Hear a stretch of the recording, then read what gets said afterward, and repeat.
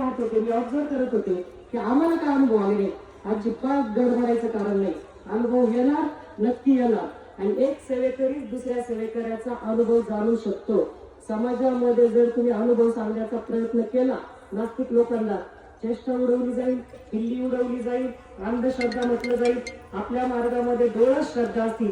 आज record break पुण्यामधली 1250 Gurucharitra पारायण मोशी केंद्रामध्ये झालं. मनीषा ताई आणि त्यांच्या टीमसाठी काय झालं पाहिजे. तुम्ही विचार करा. मी आत्ताच सांगत होते, खूप परीक्षा पाहतात महाराज. तुम्हाला वाटतं का हो ताईंनी हे केंद्र सुरू केल्यापासून परीक्षा नसेल? केंद्रच बंद व्हावं किंवा केंद्रामध्येच ही सेवा होऊ नये अशी जेव्हा परिस्थिती येते त्यावेळेस 4 पटीने सेवा होत असते. लक्षात घ्या.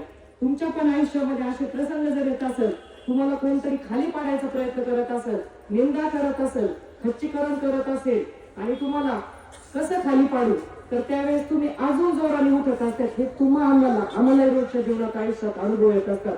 संघर्षमय जीवन सेवे करायचं असतं. सहजासहजी काहीच मिळत नाही, कारण सहजासहजी मिळालेल्या गोष्टीचं महत्व वाटत नाही. आज आम्ही इथे येऊन बोलतोय ही